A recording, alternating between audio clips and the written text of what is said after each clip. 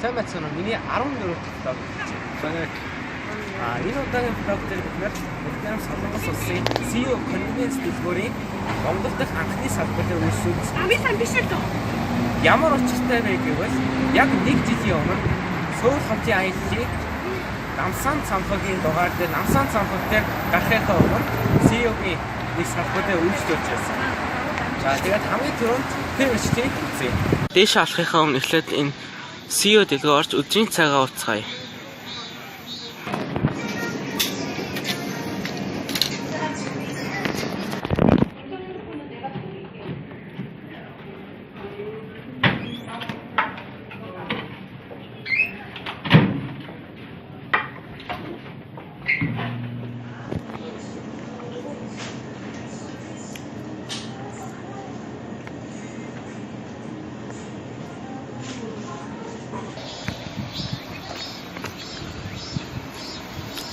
За хоолчлоо одоо бүгдээрээ намсан цамглаа алхацгаая.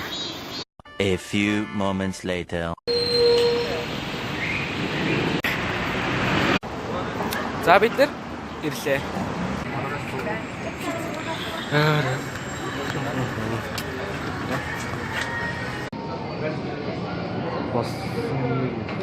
За тэгэхээр анхны сэтгэлийн хувьд бол надад яг Солонгосын CEO орж байгаа юм шиг сэтгэл байна.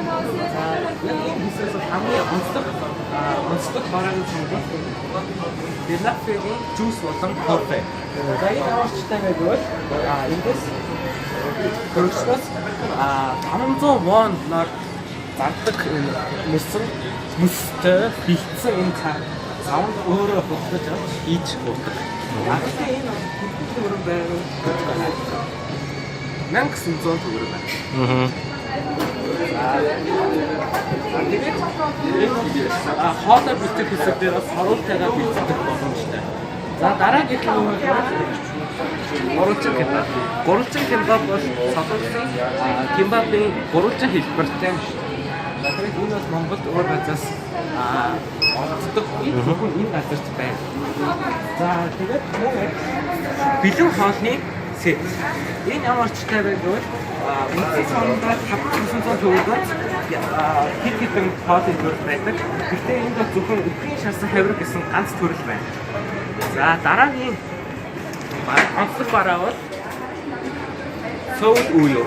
Сөүл уяу буюу Сөүл сүү Монголд бол импортоор орж ирсэн байна.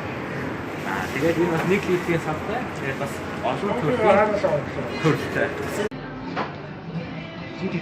За дараагийн онцлог бол хөрөгч. За энэ хөрөгч бол яг Солонгос. Хоцлогч цаан талын өрөөнд орж цаанаасаа бараагаа зангууд дээр тавих боломжтой. Тэгээд зангууны хувьд хацаа бараа авах боловч тэрийг тэгшлэх шаардлага байхгүй. Гэхдээ буцаач хийх жоохон төлөв. За тэгээд миний талууны хувьд бол яг л ногоон өнгийн цаасан дээр бичдэг бол яг Солонгостой адилхан байна. Гэхдээ нэг зүйл өөр байгаа юм байна. Солонгост бол 2-1 өргөөс 2-1 өргөө гэж ундаан дээр маш их хэмжээ зардаг.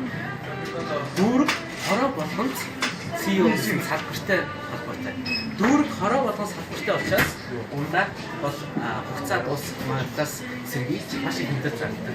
Гэхдээ бол Монголд бол зөвхөн 6 салбар нэгдэж байгаа. Түүнээс ихний салбарт очих ямар нэг юм шиг байна.